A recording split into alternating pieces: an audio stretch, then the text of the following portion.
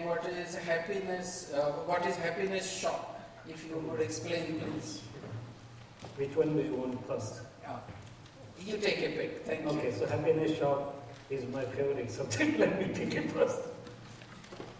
Supposing in a traditional living, somebody has a shop of sweetmeats. Suppose if I have a grocery shop, probably I'll never be in shortage of groceries. So similarly, if I can open the happiness shop, at least I'll not be anytime in shortage of happiness. Now here the happiness shop, the holistic scientist explains in very simple but yet very penetrating way that what is happiness shop? I decide, I project, I decide within myself that whosoever meets me from morning to evening, if I can give some happiness to somebody. It's not necessary that always I have money or dollars and I have to shell out. No. Somebody is in trouble. I listen to him or her quietly, try to help him or her. That's also a big solace, happiness. Somebody is sick at the hospital and I can offer, okay, if you have some work, I'll go and give food or will bring medicines or whatever. So once my inner resolution comes in, mind, body, speech is the biggest asset human being have. Life is a very precious asset, people say. Supposingly, if we think that Steve Jobs is lucky today or we are lucky today, what would be your answer? Is Steve Jobs lucky today or we are lucky, precious? Who is precious today? We are lucky today. We are, because our breath is going on. He had lived a very nice life, but our breaths are going on. So human life is a very precious asset, but when can it be said to be an asset if it is used appropriately? And this is one simple understanding, that if I decide to use my mind, body, speech to make others happy in one other way, rest of the things will be taken care by nature, so much so that if I decide to live for others, I will not have to care for my livelihood and nature will take care of it. There are so much deeper truths. Now scientifically, if I explore this thing, as I say, really I am not making others happy or obliging. I am obliging myself first. I am making myself happy. Little further than that. Once I decide this way, my inner understanding opens out, my inner energy opens out, and I get lot of things from the universe. Universe has everything to offer. It's only you have to open out your receiver. With this resolution, my inner receiver gets opened out. And not only that, but my aura, my atoms and molecules of the body get positively charged. My aura becomes positive. It can be studied scientifically, and if it is in terms of alpha, beta, theta, delta waves, I think that can be noticed with functional MRI. Not only that, but with that, I will attract positive people towards me. I will attract positivity towards me, and everything, my whole universe within and outside, becomes totally transformed with one simple resolution of opening out the happiness soul. So it seems very simple, but it has a very far-reaching results. Right? So that was part one. Now coming to part two, what is Pratisthit Atman or belief soul or migratory soul? This is a very unique revelation done by His Holiness Sri Dada Bhagwan. Because those who are little spiritual seekers, they try to understand. On one side we say that pure soul is not doing anything, it's just the knower and seer. On the other side we say that my Atman is like this. What is happening? What is the foundation of this ongoing world?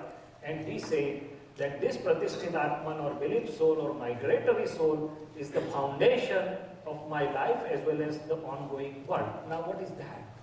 So pure soul has a totally different characteristics than this pratisthit or imposed or belief soul or migratory soul. And living as I am name bearer, I am doer, I am doing imprints of beliefs, opinions, I want this, I don't want this.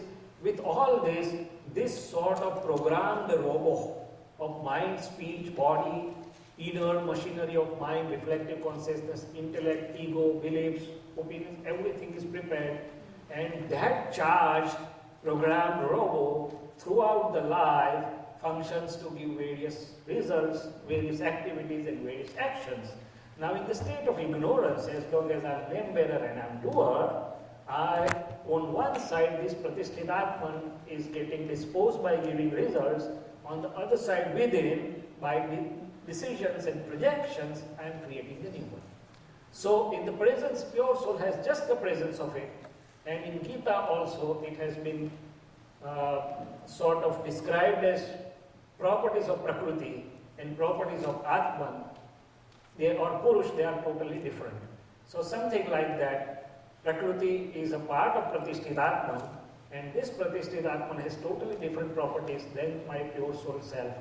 And if I understand this concept, then my whole puzzle of who is the doer, how the world is being regulated, and how the things are happening, and who is being, gets resolved. So that's how the concept of Pratisthit Atman has been brought. But I urge you to read a little bit more from Aptamani 1 or something, if you want to really get a little more clarity.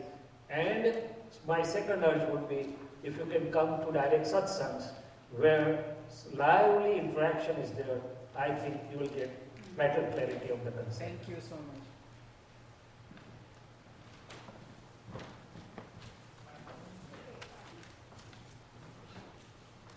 My question is not addressed to any one single person, but whoever wants to answer it can answer it.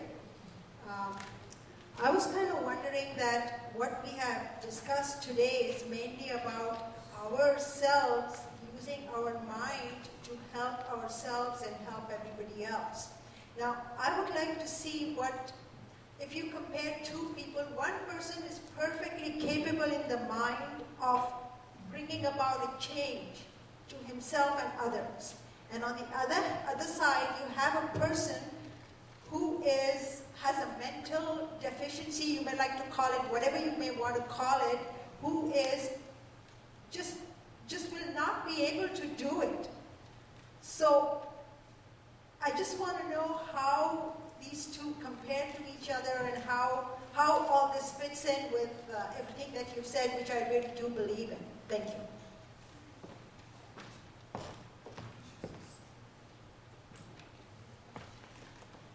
I think your question is so relevant because many of us, when I was in my 20s, I had a hard time not accepting people who could not see the truth as 1 + 1 is 2. And it used to make me very mad. Then, as my spiritual journey began with inquiring and attending satsang, I understood that everybody is in the path of evolution at different time, at different pace. So the person who is not willing to see the truth will never see the truth. Even the God himself came or herself came and tried to teach. For example, in Srimad Bhagavatam, there is a small chapter called Uddhava Gita, where Uddhavji has been told by Sri Krishna that even when Ram came, Ravana was not changed, he was not transformed. And Krishna came and the council could not be transformed. So we have to accept people as they are at this level. We can pray for them, we can try to inspire them in whatever way we can, but we should not generate any severe dislike or hatred for them. That's what I would think. Asking about contrasting that with a person who is totally incapable of understanding or even trying to attempt a self-realization because of the physical presence of that person. For example, if somebody is say mentally retarded, suppose mentally, I would suggest doesn't matter. Mind is just an instrument. On the contrary, spirituality says you have to go beyond mind. So it doesn't matter. Trying to understand is not necessary because all the spirituality cannot be understood. It can be only experienced. And most of the time, if you see the people with the retardation mentally, they are more towards themselves. They are together with their uniqueness. They are together with their higher power.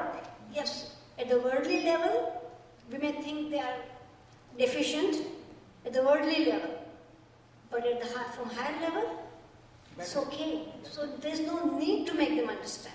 That's how I would say. If they are physically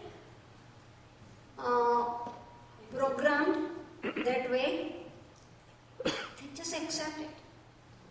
And you can protect that person if he or she is danger to himself or to somebody else, herself. That's all we can do. Otherwise, because I have worked with many mentally retarded people when I was in practice. And just it's very hard for the siblings, for the parents, for the relatives not to understand, but there's no need to understand. It's beyond understand, except you just try to protect them from harm and love them. All they need is love, pure love, just like God does to us, just like the mother does to the child, unconditional love. It's very difficult. It's very difficult because that person is not able to understand at the mental level what you and I are trying to understand. That person is not capable. That capacity is not there. So when that it's like you say, you can't ask the baker for donation. When you go to baker, you say, please give a donation for this or that. No, you won't. Right? So that person's, we need to understand, we, meaning every seeker for the truth, need to understand their own life and their own limitation and accept others' limitations. Nothing can be done. He or she is also on this planet for a purpose. So maybe you can learn what is his or her purpose to be on this earth. There must be some purpose. Just because we don't know doesn't mean that person is born for a reason. That person is born in a community, in a family, for a reason. And that reminds me of one very true incident of one family, husband, wife, and 2 children. The first child was absolutely so-called normal, talented, and the second child with Down syndrome. It was very hard. So the sister asked why my brother is like this. And the mother said, you know, God knows you and us, your mommy and daddy, are so compassionate to take care of him. So that's why he's born in this family. So that's what I would take it. Thank you.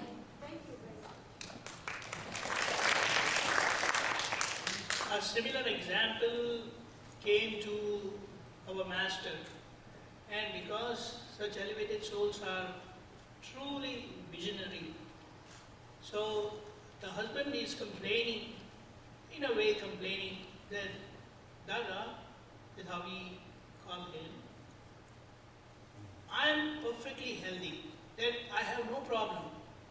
And my wife from last 25 years, she remains sick all the time.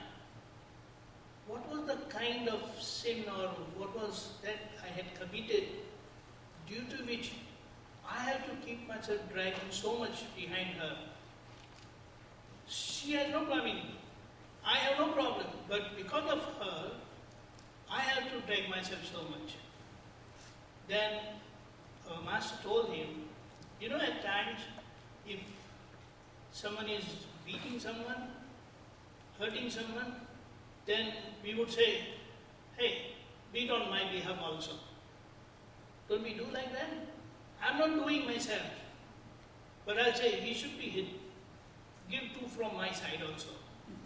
So you have done something like that. It's like an indirect suffering which was imparted to someone else, that how you suffer indirectly like that. And that feeling or aspect of compassion is there in everyone. So there are mentally retarded people, they are taken care by the family. If that is not possible, the state takes care. There is someone or the other. It's like, it is very rare that someone has really observed and said that someone died without food. There are people who die because of excess of food. There are many. Obesity and so many other problems, all because of excess of food. But there are very little. If you consider the total population of the world, and people who die without food, there are not that many. Just observe that. And further, it's like spiritually, if someone is not evolved, such person of that caliber, they have compassion for everyone. It's like Lord Krishna when he was instrumental in killing his mama, Kans. Because of his compassion, Kans, the person of violence, he really thanked Lord Krishna that he freed him for committing more violence by killing him. If you have seen that part is there. Same thing happens with Ravana, who was killed by Rama. He was a true worshipper of Rama. Although Ravana is considered as anti-Rama, but it is not like that. So, person of such compassion, it is not conditional. They have unconditional compassion towards every living being. Right? But do you believe in a previous life he had before that whatever Whether I believe it or not, we believed in the whether I believe it or not, it is fact of life. People who don't believe in rebirth, they say that resurrection is part of life. So what is that? but what is your personal belief? 100%, because it is a fact, and I believe. There's no question of disbelief at all. And if someone don't believe, we have no problem.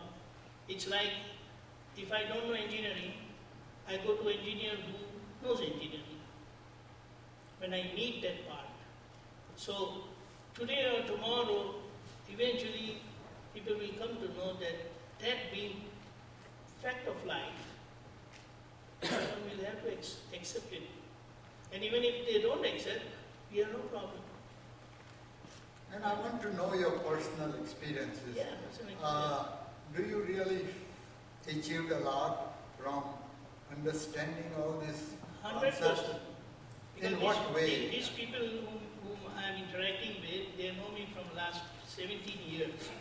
What I was 17 years back, what I am today, they know me. But they don't know my past, what I was there.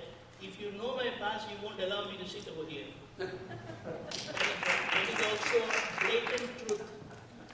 Blatant truth. So you are a good example.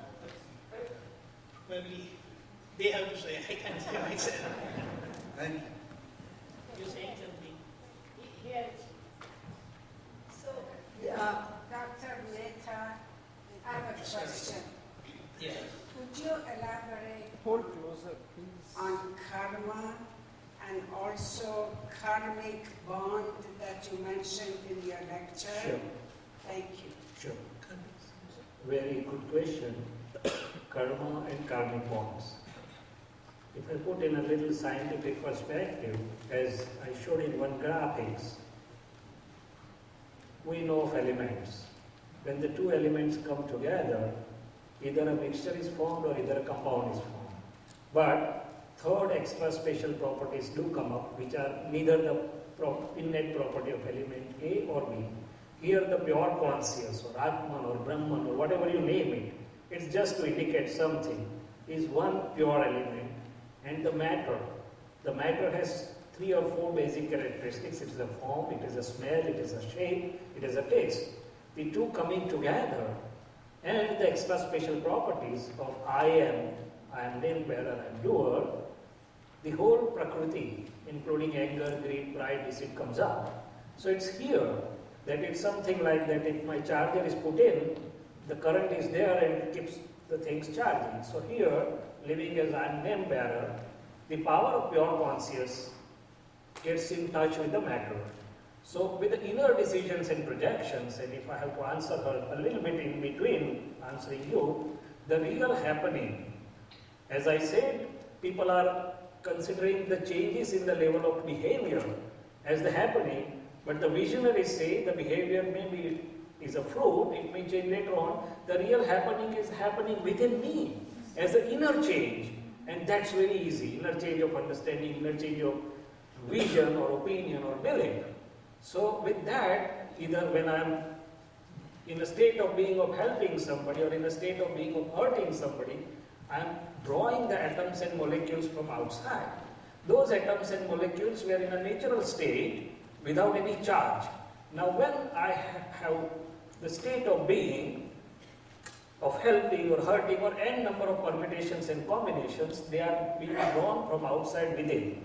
And here the causal karmas or the new charge of karmas take place, where the atoms and molecules are being sucked in and they are getting imprinted according to my state of being. So karmas are basically of two types, in the form of seeds or causes and in the form of fruits or which are giving effects.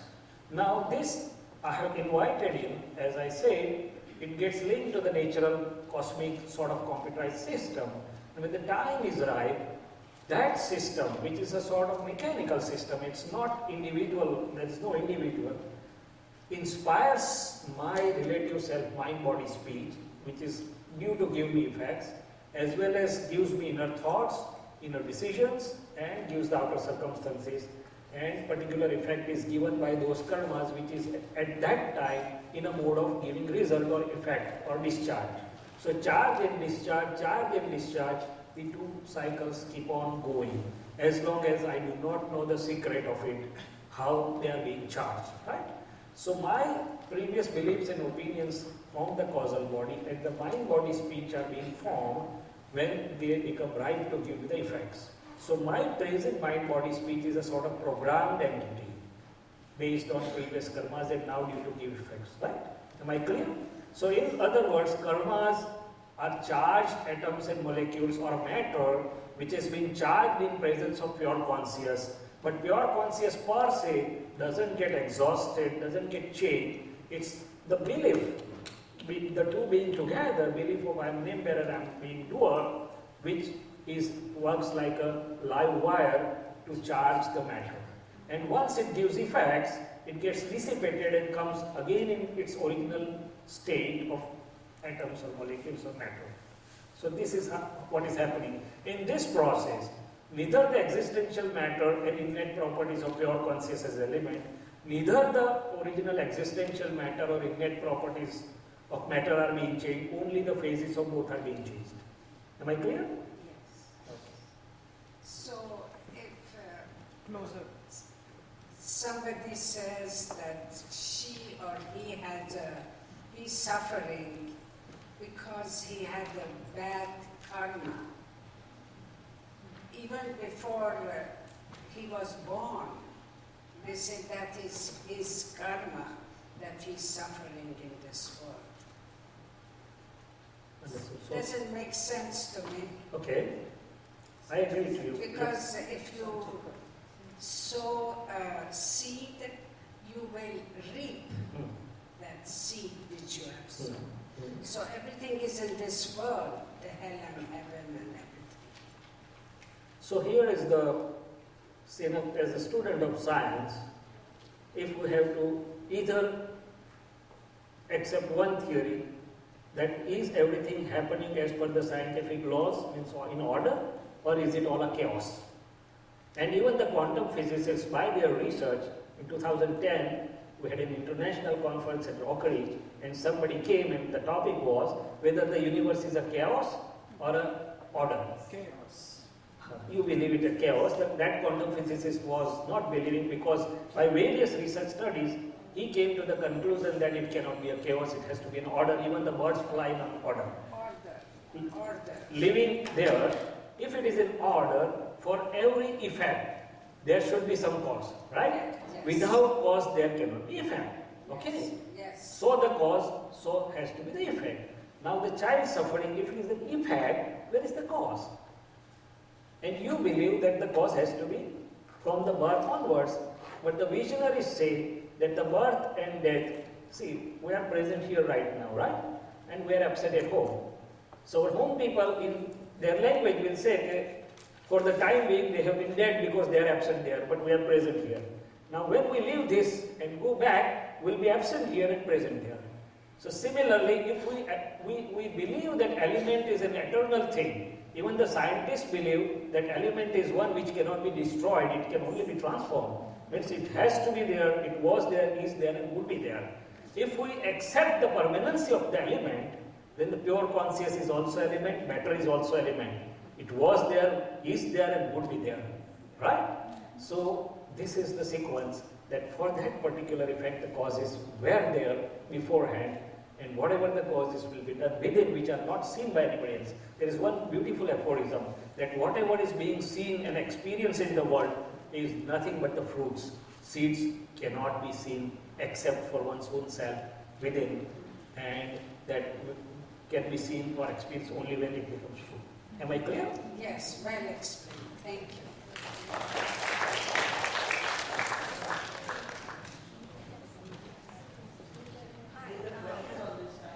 Please, One moment. please.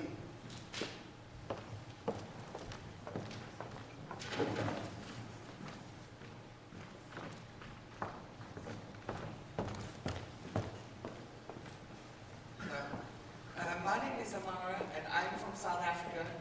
I went to school with the grandchildren of Mahatma Gandhi, and I have a question for Shabana. Is it Shabana? Shabana. Yeah. Sorry my pronunciation. You know, I wanted to ask you because you said something about pain, and taking somebody else's pain. And, I went to school with the Gandhi family. And they were not poor; they were rich. And I had this, this thing is how come they are so wealthy and my family is so poor? And I grew up, with this kind of pain. And then I heard the pain of my friends that are sitting over there about, the sadness and the sorrow. And all of a sudden, in all my life, I've taken other people's pain. And when I heard her pain, I took it on. Because I felt, as a mother, what would you do with your child? You would not let the state take care of your child. You would bring her back home. And you would take care of her because that is right. That is not wrong. So when you talk about somebody else's pain, what do you do to solve it? You solve it because you take responsibility. You discipline yourself and you say, listen here, that is your duty, that is your blood, that is your baby. You take your baby and you, as a gang of your family, and you take care of your child. And that's the pain. I learned that pain because I didn't understand it when I was growing up. Because how come Mahatma Gandhi and his family had so much and I had nothing? So you answer me when you say you take somebody else's pain. Because that's very hurtful. In how I understand, pain is an unavoidable part of life. Pleasure and pain go together. Most of the time, the pain that happens because of the incidents that happens in our life is 10%. How we take that pain, how we take the suffering, 90% of the suffering is more than the actual suffering, except, of course, in a case of war zone and natural disaster. That is different. But here I'm talking about day-to-day living pain because somebody has more than me. That pain is such poverty. I'm sure people who are living below poverty level will always think, how come somebody has more than I? But that pain, but I have also seen in India people living on the street and they are so happy. They are so happy. So I don't think it is just the incidental pain, the pain because of exactly what is happening to you, but how you take it. What is your attitude towards that pain? If your attitude towards the pain is different, you will act differently. You will not react. You will act. You will think. You will process your pain. You will somehow try to make you go through it and then go beyond it. But people who don't want to go beyond it, they get stuck on the pain. They get stuck on the pain and they can blame the world for my pain. Okay, then there's the choice. There's their choice. She did it, she did it, or he did it, or they did it. But every time you point finger, one out, three fingers goes towards you. What can I do to go beyond it? So unless and until you're willing to go beyond it, and you're willing to be stuck, you can always, well, then there are people for your whole life. They will say, they did it. But what? Jewish people can always blame the Hitler for what they did. But that's just past. Stay in the present.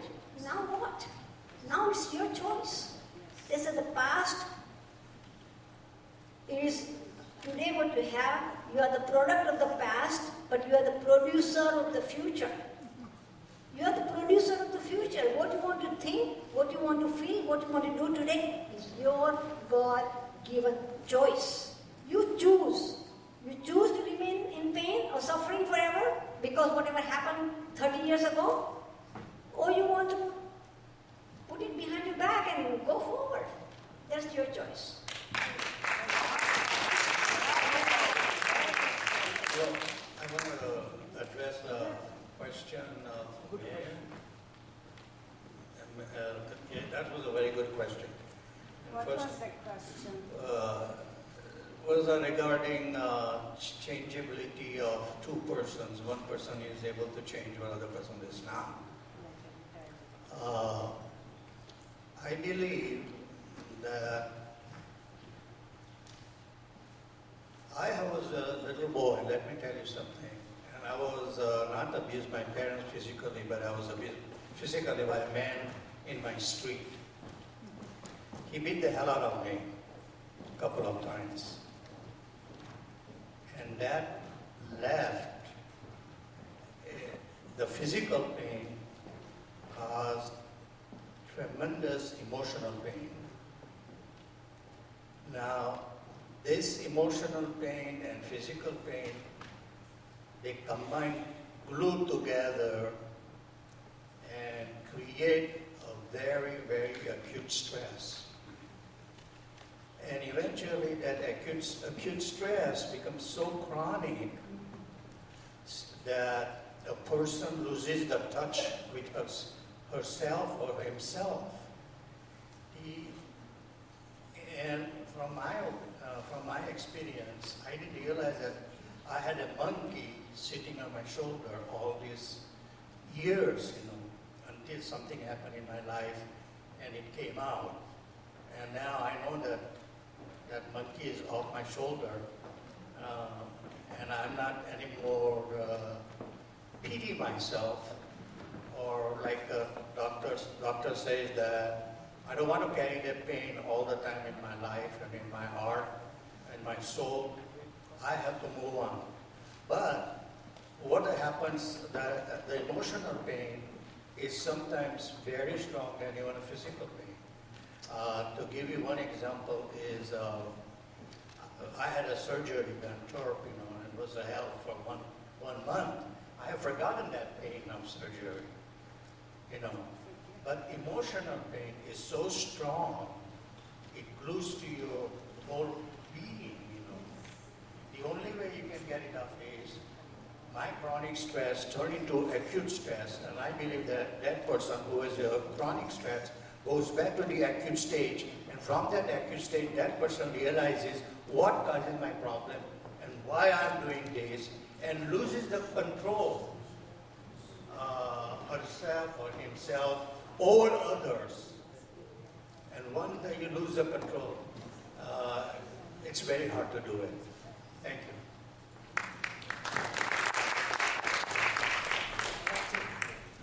Did you all have a 911 at that time? No, I didn't have that one. 911. Hello, I have a question.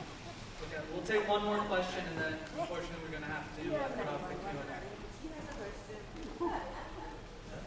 Hello, I have an understanding that we are the products of the past life. And I have the understanding that we are the products of the past life, or whatever past karma we have been doing. We are of that karma today in this life. And for this life, if we want to do something good and try to come up in a better way, what is the contribution of the present living in the past karmas of the life? Actually speaking, the past karmas, even I would like not to use the language which complicates my understanding too much. But it's true. So whatever the things are coming in front of me in form of circumstances is one part of the thing, as I put in my one slide, whether circumstances make me unhappy or happy most of the times, or it is my vision of looking at the circumstances which is making me happy or unhappy. So my circumstances which are coming my way, as you say, may be a part of effect, or it may not be totally, I may not have total control over the circumstances. But absolutely I have the total control on my understanding of looking at the thing, and my suffering, my life depends on my understanding. If I have to put it very shortly and sweetly, the wrong understanding and incorrect visions give unhappiness, unhappiness and unhappiness, or puzzles. The correct understanding or right vision just gives happiness, happiness, happiness, or resolution of the puzzles, whatever may be the circumstances. So I am not bothered about the past, I am not bothered about the future, I am bothered about the state of being right at here now in the present moment. And if I can make my present moment happy, harmonious, composed and resolved from within, I think I have done my job. Thank you, panelists and audience. Before I invite Mr. Patala for his closing remarks, I'd like to please ask you guys to once again complete your evaluations. And also, there's a feedback section on the back. If you guys have any suggestions for improvements in the future, that would be very helpful for these seminars going forward.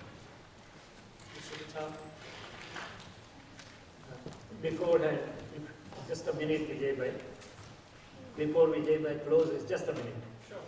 This seminar, most of you may have come for the first time or you may have attended, that's fine. This is just our own, we all have come together trying to explore our inner self, trying to explore the fundamental truths, and it's maybe a beginning or maybe a step further in the journey. My simple request is, whatever you find appropriate, please continue the journey, because then only you reach the permanent state of being. So it's just the instrumental that we and you and we have come together, but the journey is on. So please keep that on in one or other form. And for that, some satsang, some continuous interactions, whatever it is very, very helpful. So please do that for yourself, for myself, for everyone. Yes.